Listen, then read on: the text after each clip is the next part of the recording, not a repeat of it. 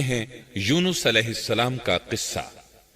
یونس علیہ السلام ایک عظیم اور کریم نبی تھے۔ ان کا قصہ قرآن کریم میں ایک انوکھا قصہ ہے۔ آپ کے والد کا نام متا تھا اور آپ سیدنا ابراہیم علیہ السلام کی نسل سے تھے۔ آپ کا ایک نام ذوالنون بھی ہے، یعنی مچھلی والے۔ النون کا مطلب ہے مچھلی۔ اسی طرح آپ کو صاحب الحوت بھی کہا جاتا ہے۔ اللہ تعالیٰ نے آپ کو ان سب ناموں سے پکارا ہے۔ آپ کو ایک عظیم بستی کی طرف مبعوث کیا گیا۔ اس بستی کا نام نینوا تھا۔ یہ عراق کے شمال میں واقع تھی، موصل کے بالمقابل تھی۔ ان دونوں کے درمیان دریائے دجلہ واقع تھا۔ موصل دریائے دجلہ کے کنارے واقع تھا، جبکہ اس کے بالکل سامنے نینوا کی بستی تھی۔ امام ابن کثیر رحمت اللہ علیہ نے نینوا کے بارے میں اور ان آثار و باقیات کے بارے میں لکھا ہے جو ان کے زمانے میں موجود تھیں۔ وہاں کچھ بت تھے جو اوندھے منہ گرے پڑے تھے۔ اللہ تبارک و تعالی نے یونس علیہ السلام کو نینوا کی طرف رسول بنا کر بھیجا۔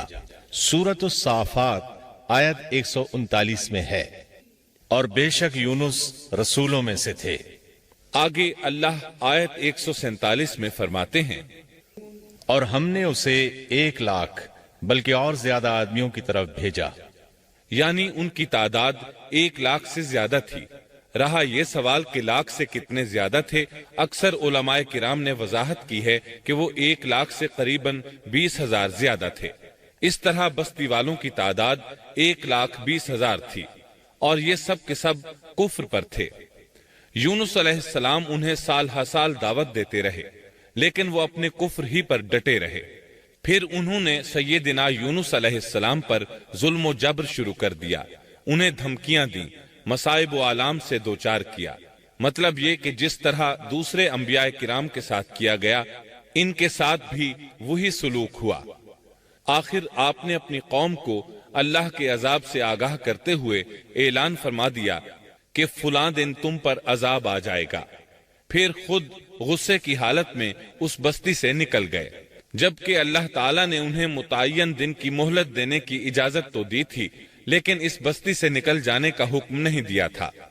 جب آپ نے انہیں یہ مہلت سنائی تو خود غصے کی حالت میں بستی سے نکل گئے۔ سورہ انبیاء آیت 87 میں اللہ تعالیٰ فرماتے ہیں، مچھلی والے کو یاد کرو جبکہ وہ غصے سے چل دیا اور خیال کیا کہ ہم اسے نہ پکڑ سکیں گے۔ اس آیت کی تفسیر میں امام رازی رحمہ اللہ لکھتے ہیں، جس نے یہ گمان کیا کہ اللہ تعالیٰ اسے پکڑنے کی قدرت نہیں رکھتا، وہ آدمی کافر ہے۔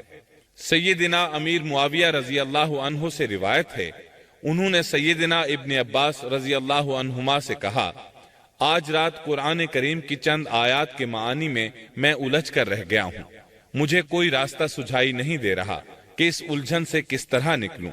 مجھے بس آپ ایسے نظر آتے ہیں جو ان آیات کا مطلب بتا سکتے ہیں۔ کم از کم میں ان آیات کی تفسیر اور تعبیر نہیں سمجھ سکا۔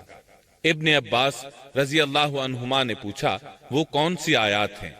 سیدنا امیر معاویہ رضی اللہ عنہ کہنے لگے، یونس علیہ السلام کا یہ خیال کرنا کہ اللہ تعالیٰ ان پر قدرت نہیں رکھتے۔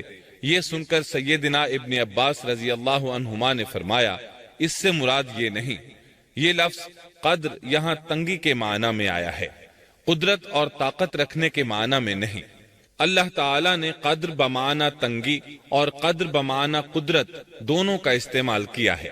تنگی کے معنی کی مثال سورۃ الطلاق آیت نمبر 7 میں ہے، اور جس پر اس کے رزق کی تنگی کی گئی ہو، اسے چاہیے کہ جو کچھ اللہ تعالیٰ نے اسے دے رکھا ہے اسی میں سے اپنی حیثیت کے مطابق دے۔ تو اس آیت میں بھی یہی معنی مراد ہے کہ انہوں نے گمان کر لیا ہم ان پر تنگی نہیں کریں گے، یعنی ان کا خیال یہ تھا کہ اگرچہ وہ اللہ تعالیٰ کی اجازت کے بغیر نکل کھڑے ہوئے ہیں، پھر بھی اللہ ان پر تنگی نہیں کریں گے، کیونکہ وہ اللہ کے ایک معزز نبی اور رسول ہیں، اور ان کی قوم کے لوگ اللہ کی گرفت اور اس کے عذاب کے مستحق ہیں۔ انہی پر اللہ کا عذاب نازل ہونے والا ہے۔ اس عذاب کی خبر انہیں پہلے ہی سنا دی گئی ہے اور مہلت دے دی گئی ہے، مگر وہ خود اگرچہ اللہ کی اجازت کے بغیر ہی چلے آئے ہیں، پھر بھی انہیں سرزنش نہیں کی جائے گی اور وہ کسی گرفت میں نہیں آئیں گے۔ اللہ تعالیٰ ان کے لیے کوئی تنگی نہیں فرمائیں گے۔ اللہ تعالیٰ سورۃ الانبیاء آیت 87 میں فرماتے ہیں، اس نے خیال کیا کہ ہم اسے پکڑ نہیں سکیں گے۔ مطلب یہ کہ ہم انہیں کوئی سزا نہیں کریں گے اور ان پر کسی طرح کی تنگی نہیں کریں گے، اور وہ سمندر کی طرف چل دیے۔ انہی دنوں میں عذاب الہی کی کچھ علامات نینوا بستی پر ظاہر ہونا شروع ہو گئیں۔ ایک بہت بڑا سیاہ بادل ان کی طرف بڑھنے لگا۔ اس بادل میں آگ کے شعلے دکھائی دینے لگے۔ ان لوگوں نے یہ بادل ان متعین دنوں میں سے پہلے ہی دن دیکھ لیا۔ اس کو دیکھتے ہی وہ سمجھ گئے کہ جس طرح سیدنا یونس علیہ السلام نے انہیں آگاہ کیا تھا، یہ عذاب ان پر نازل ہو کر رہے گا، اور جو عذاب سیدنا لوط علیہ السلام کی قوم پر آیا تھا وہ اس کے بارے میں بھی اچھی طرح جانتے تھے۔ وہ بستی ان کی بستی کے قریب ہی تھی، اس لیے وہ ڈر گئے۔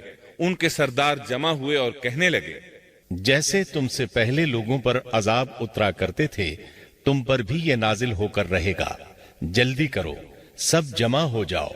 چنانچہ انہوں نے اس بات پر اتفاق کر لیا کہ سیدنا یونس علیہ السلام نے بالکل سچ فرمایا تھا۔ اللہ کی قسم، یہ بالکل وہی عذاب ہے، تم اللہ کے عذاب سے نجات نہیں پا سکو گے۔ اس سے بچنے کی ایک ہی صورت ہے کہ تم ایمان لے آؤ اور توبہ کر لو۔ اس طرح وہ سب کے سب ایمان لے آئے، لیکن سیدنا یونس علیہ السلام وہاں موجود نہیں تھے۔ ان کی عدم موجودگی میں یہ سب کے سب یعنی 1,20,000 افراد ایمان لے آئے۔ انہوں نے پیوند لگے کپڑے پہنے اور اللہ کے حضور عاجزی، انکساری اور آہوزاری شروع کر دی۔ رونے لگے، اللہ سے بخشش مانگنے لگے، پھر اسی حالت زار میں باہر کھلے میدان کی طرف نکل آئے۔ ان کے سرداروں نے سب کو الگ الگ کر دیا، یہاں تک کہ ماں اور بیٹے کو بھی جدا کر دیا۔ سب اپنی اپنی جگہ پر یعنی ماں اپنی جگہ پر اور بیٹا اپنی جگہ پر آہوزاری کرنے لگے تاکہ ان پر اللہ تعالیٰ کی رحمت نازل ہو جائے۔ یہ عذاب 3 دن تک ان کے سروں پر منڈلاتا رہا، اور یہ بھی مسلسل آہوزاری کرتے رہے، اپنی عاجزی ظاہر کرتے رہے، معافیاں مانگتے رہے۔ آخر کار اللہ تعالیٰ نے ان پر رحم و کرم فرما دیا اور عذاب کو ان سے پھیر دیا۔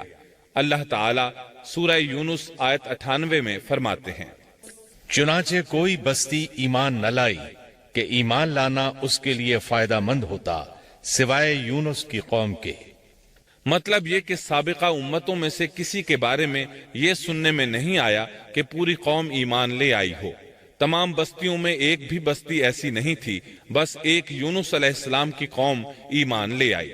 اللہ تعالیٰ سورہ یونس آیت 98 میں فرماتے ہیں، جب وہ ایمان لے آئے تو ہم نے رسوائی کے عذاب کو دنیاوی زندگی میں ان پر سے ٹال دیا اور ان کو ایک وقت تک کے لیے زندگی سے فائدہ اٹھانے کا موقع دیا۔ مطلب یہ کہ ہم نے انہیں دنیاوی زندگی کا لطف اٹھانے کا موقع دیا۔ اب اس قوم پر قیامت کے دن تک عذاب نہیں اترے گا۔ علامہ ابن کثیر رحمت اللہ علیہ فرماتے ہیں، اس آیت کریمہ کا مفہوم یہ ہے کہ کسی بستی کے تمام باشندے کسی نبی پر کبھی ایمان نہیں لائے، یا تو سب نے کفر کیا یا پھر اکثر نے کفر کیا۔ لیکن یونس علیہ السلام کی قوم واحد ایسی قوم ہے جو تمام کی تمام عذاب الہی کے آثار دیکھ کر ایمان لے آئی۔ سابقہ ادوار میں جتنی بھی بستیاں گزریں ان میں اہل ایمان کے ساتھ یا تو کفار رہے ہیں یا ان میں منافقین بھی رہے ہیں۔ سوائے یونس علیہ السلام کی قوم کے وہ سب کے سب کافر تھے، پھر سب کے سب ایمان لے آئے۔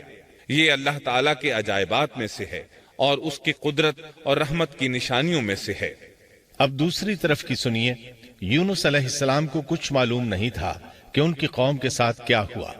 آپ تو غصے کی حالت میں بستی سے نکل کر سمندر کی طرف چلے آئے تھے۔ آپ ایک کشتی کی طرف آئے، اس میں سواریاں اور ساز و سامان لدا ہوا تھا۔ اللہ تعالیٰ سورۃ الصافات آیت 140 میں فرماتے ہیں، جب وہ بھاگ کر بھری کشتی پر پہنچے، کشتی روانہ ہوئی، موجیں اٹھیں، سمندر میں طغیانی آئی، یوں لگتا تھا کہ بس ابھی غرق ہوئے۔ کہنے لگے، بوجھ ہلکا کرو، اپنا ساز و سامان سمندر میں پھینک دو۔ چنانچہ انہوں نے اپنا اپنا ساز و سامان سمندر میں پھینک دیا۔ اس طرح کشتی کچھ ہلکی ہو گئی، لیکن ضرورت کے مطابق ہلکی نہ ہو سکی۔ اب وہ کہنے لگے کسی کو سمندر میں گرانا ضروری ہے تاکہ کشتی مزید ہلکی ہو جائے، ورنہ یہ ڈوب جائے گی۔ جلدی کرو، قرع ڈالو۔ جس کے نام کا قرع نکلتا جائے اسے سمندر میں گراتے جاؤ اور بار بار یہ عمل دہراتے جاؤ یہاں تک کہ کشتی ہلکی ہو جائے۔ چنانچہ قرع ڈالا گیا۔ سب سے پہلے یونس علیہ السلام کا نام نکلا۔ سب کہنے لگے نہیں، یہ تو ایسے نہیں ہیں، ان کے چہرے پر تو سجدوں کے نشانات ہیں، انہیں رہنے دو، پھر قرع ڈالو۔ چنانچہ پھر قرع ڈالا گیا، پھر انہی کا نام نکلا۔ سب نے تعجب کیا۔ تیسری مرتبہ پھر قرع ڈالا گیا، اس بار پھر یونس علیہ السلام ہی کا نام نکلا۔ اللہ تعالیٰ سورۃ الصافات آیت 141 میں فرماتے ہیں، پھر قرآن اندازی ہوئی تو یہ مغلوب ہو گئے۔ ہر بار انہی کا نام نکلا۔ آخر کار ان لوگوں نے انہیں پکڑ کر سمندر میں گرا دیا۔ تو پھر انہیں مچھلی نے نگل لیا۔ حوت بڑی مچھلی کو کہتے ہیں۔ اللہ تعالیٰ نے حوت کو القاء فرمایا، انہیں کھانا نہیں، نہ ان کے جسم کو کوئی گزند پہنچے۔ یہ اس مچھلی کو اللہ تعالیٰ کے احکامات تھے۔ اللہ تعالیٰ سورۃ الصافات آیت 142 میں فرماتے ہیں، تو پھر انہیں مچھلی نے نگل لیا اور وہ خود اپنے آپ کو ملامت کرنے لگے۔ یعنی وہ سمجھ گئے کہ بار بار جو ان کا نام قرآن اندازی میں نکلتا رہا ہے تو وہی مقصود ہیں، چنانچہ خود کو ملامت کرنے لگے، اور یہ ملامت توبہ کی ابتدا ہے کہ انسان خود کو ملامت کرتا ہے۔ اب یونس علیہ السلام مچھلی کے پیٹ میں تھے۔ اللہ کی قدرت، آپ مچھلی کے پیٹ میں 3 دن تک رہے۔ بعض روایات میں 7 دن اور زیادہ سے زیادہ مدت 40 روز آئی ہے۔ آپ نے مچھلی کے پیٹ میں اللہ تعالیٰ کو پکارا۔ اللہ سورۃ الانبیاء آیت 87 میں فرماتے ہیں، آخر کار وہ اندھیروں کے اندر سے پکار اٹھے۔ علماء نے یہاں 3 اندھیروں کا ذکر کیا ہے، مچھلی کے پیٹ کا اندھیرا، سمندر کا اندھیرا اور رات کا اندھیرا۔ گویا ان پر یہ سارے اندھیرے اکٹھے ہو گئے تھے۔ اللہ سورۃ الصافات آیت 143 اور 144 میں فرماتے ہیں، پس اگر یہ پاکی بیان کرنے والوں میں سے نہ ہوتے تو لوگوں کے اٹھائے جانے کے دن تک اس کے پیٹ ہی میں رہتے۔ مطلب یہ کہ اگر آپ اللہ تبارک و تعالیٰ کی تسبیح نہ بیان کرتے تو مچھلی کے پیٹ ہی میں رہتے۔ آپ نے دعا نہیں مانگی بلکہ اللہ عز و جل کی تسبیح بیان کی۔ روایات میں یوں بھی آتا ہے کہ جب مچھلی آپ کو سمندر کی اتھاہ گہرائی میں لے گئی تو آپ وہاں آبی مخلوقات کی تسبیحات کی آوازیں سننے لگے۔ گویا اللہ تعالیٰ نے انہیں القاء فرمایا کہ آپ بھی تسبیح کریں۔ اللہ سورۃ الانبیاء آیت 87 میں فرماتے ہیں، بالآخر وہ اندھیروں کے اندر سے پکار اٹھا کہ الہی تیرے سوا کوئی معبود نہیں، تو پاک ہے، بے شک میں ظالموں میں ہو گیا۔ چنانچہ یونس علیہ السلام نے اس تسبیح کے الفاظ کو یوں ادا فرمایا، لا الہ الا انت سبحانک انی کنت من الظالمین۔ امام احمد، امام ترمذی، امام نسائی اور دیگر ائمہ رحمہم اللہ نے یہ حدیث نقل کی ہے کہ یونس علیہ السلام کی وہ دعا جو انہوں نے مچھلی کے پیٹ میں مانگی تھی وہ یہی ہے، لا الہ الا انت سبحانک انی کنت من الظالمین۔ جو بھی مسلمان یہ دعا اپنی کسی حاجت میں مانگے گا اللہ تعالیٰ اس کی دعا ضرور قبول فرمائے گا۔ یہ دعائے مستجاب ہے، مقبول دعاؤں میں سے ہے۔ اسی دعا کے بعد اللہ تعالیٰ نے یونس علیہ السلام کو اس پریشانی سے نجات عطا فرمائی۔ اللہ سورۃ الانبیاء آیت 88 میں فرماتے ہیں، تو ہم نے اس کی پکار سن لی اور اسے غم سے نجات دے دی، اور ہم ایمان والوں کو اسی طرح بچا لیا کرتے ہیں۔ ایک صحابی نے نبی کریم صلی اللہ علیہ وسلم سے پوچھا، اے اللہ کے رسول صلی اللہ علیہ وسلم، یونس علیہ السلام نے جو دعا مچھلی کے پیٹ میں مانگی کیا وہ صرف انہی کے لیے تھی یا ان کے بعد اہل ایمان کے لیے بھی ہے؟ تو آپ نے فرمایا، یہ دعا یونس علیہ السلام کے لیے خاص تھی اور سب اہل ایمان کے لیے عام ہے۔ جو بھی اس دعا کو پڑھے گا اللہ اسے رنج و غم سے نجات دیں گے۔ ایک قول کے مطابق تقریباً 40 روز آپ کی شب و روز یہی دعا رہی۔ اس مدت کے ختم ہونے پر اللہ تعالیٰ نے آپ کی دعا کو قبولیت بخشی۔ مچھلی ساحل پر پہنچی، انہیں کنارے پر ڈالا اور واپس چلی گئی۔ اس بات کو اللہ تعالیٰ نے سورۃ الصافات آیت 145 میں یوں بیان فرمایا ہے، بس اسے ہم نے چٹیل میدان میں ڈال دیا اور وہ اس وقت بیمار تھے۔ آپ وہاں اسی طرح لیٹے رہے، پھر اللہ کی قدرت سے آپ کے قریب ایک بیلدار درخت اگا، جیسا کہ سورۃ الصافات آیت 146 میں ہے، اور اس پر سایہ کرنے والا ایک بیلدار درخت ہم نے اگا دیا۔ اس کدو کے درخت کے متعلق مورخین کا کہنا ہے کہ اللہ تعالیٰ نے اس درخت کا انتخاب اس لیے فرمایا تھا کہ اس درخت کے پتے چوڑے ہوتے ہیں، ان کے سائے میں انہیں ڈھانپ دیا گیا تاکہ ہوا سے اذیت نہ پہنچے، اس لیے کہ ان کے جسم سے جلد اتر گئی تھی۔ پھر اس درخت سے خوش کن خوشبو بھی آتی تھی، اس خوشبو نے انہیں فرحت بخشی۔ پھر کدو کی خوشبو میں ایک خصوصیت یہ تھی کہ حشرات الارض کو دور رکھتی ہے۔ اللہ تعالیٰ نے انہی خصوصیات کی وجہ سے اس بیلدار درخت کا انتخاب فرمایا تھا تاکہ آپ ہر طرح کی تکلیف سے محفوظ رہیں۔ یہ ہے اللہ کی قدرت، سبحان اللہ۔ اسی طرح مفسرین یہ بھی کہتے ہیں کہ اللہ تعالیٰ نے ان کے پاس ایک پہاڑی بکری بھیج دی، وہ آپ کے قریب آتی اور آپ کے سر کے اوپر اپنی ٹانگیں پھیلائے کھڑی ہو جاتی، اس طرح اس کے تھن آپ کے منہ میں چلے آتے اور آپ ان سے خواہش کے مطابق دودھ پیتے۔ یہ تھا آپ کا کھانا اور پینا۔ رفتہ رفتہ آپ کی حالت بہتر ہو گئی، توانا اور تندرست ہو گئے، پھر آپ اٹھنے کے قابل ہو گئے، اور یہ سب اللہ تعالیٰ کی مہربانی سے ہوا۔ جب آپ کی صحت لوٹ آئی تو اللہ تعالیٰ نے آپ کو پھر آپ کی قوم کی طرف بھیجا، جیسا کہ سورۃ الصافات آیت 148 میں ہے، اور ہم نے اسے 1,00,000 بلکہ اور زیادہ آدمیوں کی طرف بھیجا، پس وہ ایمان لے آئے اور ہم نے انہیں ایک زمانے تک عیش و عشرت دی۔ وہ سب کے سب آپ پر ایمان لے آئے تھے۔ اللہ تعالیٰ نے اس قصے کے ذریعے نبی کریم صلی اللہ علیہ وسلم کو اشارہ فرمایا ہے کہ دعوت دیتے ہوئے اکتانا نہیں۔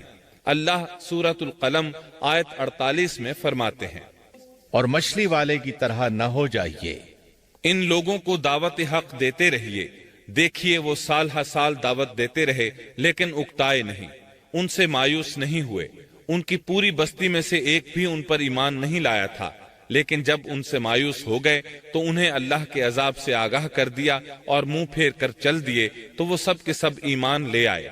اللہ تعالی سورۃ القصص آیت 56 میں فرماتے ہیں، آپ جسے چاہیں ہدایت نہیں دے سکتے، بلکہ اللہ تعالیٰ ہی جسے چاہتا ہے ہدایت دیتا ہے۔ اس قصے میں بہت بڑا سبق ہے کہ کسی بھی حالت میں اللہ کی رحمت سے مایوس نہیں ہونا چاہیے اور نہ ہدایت کے معاملے میں اپنی ذات پر بھروسہ کرنا چاہیے۔ ہدایت تو بس صرف اللہ تعالیٰ ہی کی طرف سے ہے، آپ کے ذمے تو پیغام حق پہنچا دینا ہے۔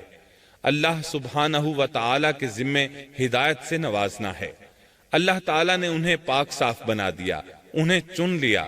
اللہ خود ہی سورۃ القلم آیت 50 میں وضاحت فرماتے ہیں، اسے اس کے رب نے پھر نوازا اور اسے نیک لوگوں میں کر دیا۔ امام مسلم نے ایک حدیث روایت کی ہے کہ نبی کریم صلی اللہ علیہ وسلم نے فرمایا، تم میں سے کوئی شخص ہرگز یہ نہ کہے کہ میں یعنی محمد یونس بن متہ سے بہتر ہوں، یعنی یوں نہ کہے کہ میں سیدنا یونس علیہ السلام سے افضل ہوں، وہ اس طرح کہ وہ تو اپنی قوم کے ایمان لانے سے مایوس ہو گئے تھے اور میں مایوس نہیں ہوں۔ اس طرح بالکل نہ کہے، کیونکہ بالآخر اللہ تعالیٰ نے آپ کو چن لیا اور برگزیدہ بنا لیا اور صالحین میں داخل کر لیا۔